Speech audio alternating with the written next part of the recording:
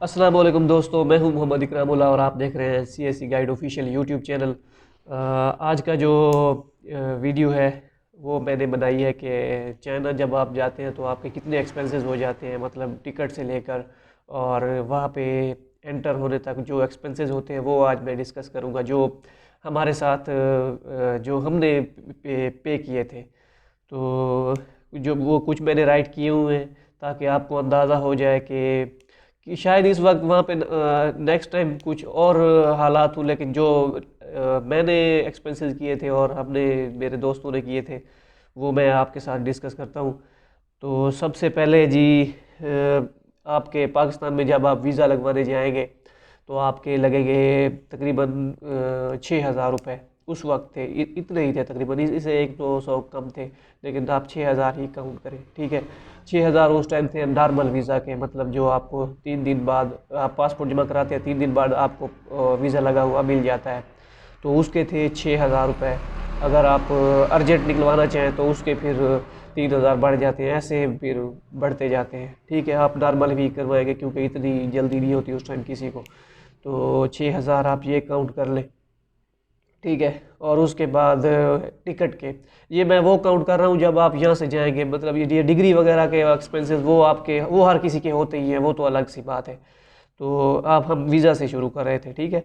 अब उसके बाद टिकट जो होती है आपने खुद करवानी होती है, वो चाइनीज़ गवर्नमेंट नहीं देती क्योंकि अब वो कितने बंदों को दे, क्योंकि उस टाइम ना कोई बैंक अकाउंट होता है और वो दे भी नहीं सकते। खैर ये तो वहाँ पे जाते ही निकल आते हैं, वो कोई मसला नहीं है। लेकिन ये है कि आपको खुद करवाने पड़ते हैं। अब कितने होते हैं, पहले तो ये डिपेंड करता है सिटी पे कि आप किस सिटी पे जा रहे हैं, ठीक है। और उस टाइम रश इतना होता है तो ये एक्सपेंसेस होती है, एक्सपेंसिव होती है काफ़ी टिकट्स, ठीक है। अब मैं अपनी मिसाल दूँ, मैंने जो टिकट ली थी जब मैं गया था 2019 में, सितंबर में, तो मैंने ली थी यकम सितंबर को ली थी, 2019 यकम सितंबर। तो मैंने ली थी 95,000, 95,000 की दालियन तक, ठीक है। अब उसी फ़्लाइट में जो मेरा रूममेट बना वो बाई चांस उसी में था। तो उससे जब मैं वहाँ पहुँचा तो मैंने फिर उससे पूछा कि तुमने कितने की ली थी, तो उसने कहा कि मैंने तो 1,10,000 की ली थी। तो ये ऐसा होता है, एजेंट्स जो होते हैं तो ये ख़रीद के रख लेते हैं, फिर वो जब टाइम नज़दीक आता है तो फिर वो अपने हिसाब से मैगी बेचते रहते हैं। तो ये डिपेंड करता है।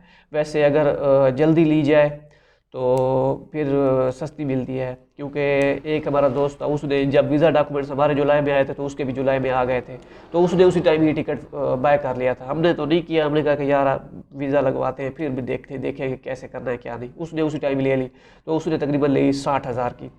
तो ये अगर जितनी जल्दी बदल लेना तो उतना फ़ायदा होता है। बहरहाल इतनी जल्दी नहीं करनी चाहिए, कोई मसला मसाइल बन जाता है। तो ये हर किसी का अपना माइंड सेटअप है, ठीक है। अब 6,000 वीज़ा के, और आप 80,000 लगा लें टिकट के, ठीक है, नॉर्मल।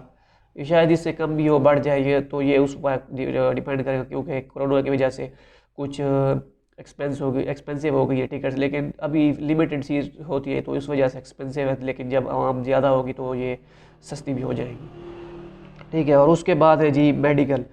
मेडिकल के जो होते हैं ये 400 RMB, वहाँ पे जब हम करवाते हैं तो 400 RMB लगते हैं। लेकिन अगर आप पाकिस्तान से करवा के जाएँ तो आपके ये 400 RMB नहीं लगेंगे, ठीक है। पाकिस्तान से हमने जो करवाए थे वो 4800 रुपये का इस्लामाबाद चाइनीज़ एक्यूपेंचर सेंटर से करवाए थे। तो 4800 रुपया एक, मतलब आपको 48 घंटों बाद नहीं, सॉरी, एक दिन बाद आप जाके ले सकते हो, तो वो नॉर्मल होता है। अगर आप 6,000 पे करेंगे फिर आपको फ़ौरन जो है 1 घंटे बाद मिल जाएगी रिपोर्ट, ठीक है। तो ये 400 RMB आपका बच सकता है अगर आप पाकिस्तान से करवा के जाएँ, ठीक हो गया। तो हमने तो पाकिस्तान से करवा के गए थे, हमने तो वो ही चलाया था वहाँ पे जाके, कुछ लड़कों ने वहाँ पे जाके करवाया था, ठीक हो गया। अब ये 5,000 और 80,000, 85 और 6,000, 91,000 रुपया एक फ़िलहाल तक हो गया। मैं आपको ये बताता भी हूँ कि आपने मतलब कैसे इसको अरेंज करना है। अब वीज़ा एक्सटेंशन, जब आप चाइना में एंटर हो जाते हैं तो ये जो वीज़ा लगता है ना 6,000 का, जो पाकिस्तान से लगवाते हैं, तो ये 1 महीने के लिए होता है। 1 महीने के अंदर अंदर आपने वीज़ा एक्सटेंड करवाना होता है चाइना में जाके। तो उसके कितना खर्चा होता है, उसका ऐसा होता है कि 400 RMB कुछ जगह पे 400 RMB होता है और कुछ पे 800 RMB, क्योंकि वो दिन का फ़र्क आ जाता है। अगर आपका एक महीने से ऊपर एक दिन भी चला जाए, साल से सॉरी, तो 400 RMB बढ़ जाते हैं। तो मैंने 800 RMB पे किए थे, तो क्योंकि हम रिस्क ले सकते थे, हमारा 400 लग सकता था, लेकिन उस टाइम नए नए थे तो हमने सोचा कि रिस्क ना ही ले तो बेहतर है। तो एक हमारा दोस्त था, वो एक्सपीरियंस था, वो वहाँ पे रहता रहा था, तो उसने कहा कि मैं भी रिस्क ले रहा हूँ, मैं तो 400 RMB पे करा, तो उसने 400 RMB पे किया था, हमने 800। और कुछ यूनिवर्सिटीज़ वालों ने शुरू से ही 400 RMB पे किया था, तो ये डिपेंड करता है। और ये 400 RMB जो होता है, ये आपको फ़ौरन उसी टाइम नहीं देना होता। जब आपका वीज़ा लग जाता है, तकरीबन एक महीने बाद फिर पासपोर्ट उठाने जाना होता है उसी सेंटर में, वो आपको एक रसीद टाइप बना दे देते, वो फिर आप उसी से घूम सकते हैं चाइना। वो एक महीने बाद फिर वीज़ा, वो पासपोर्ट ले आते हैं, उस पर वीज़ा लगा होता है, 1 साल का हो, 3 साल का हो, ये यूनिवर्सिटी पर डिपेंड करता है। ठीक हो गया जी।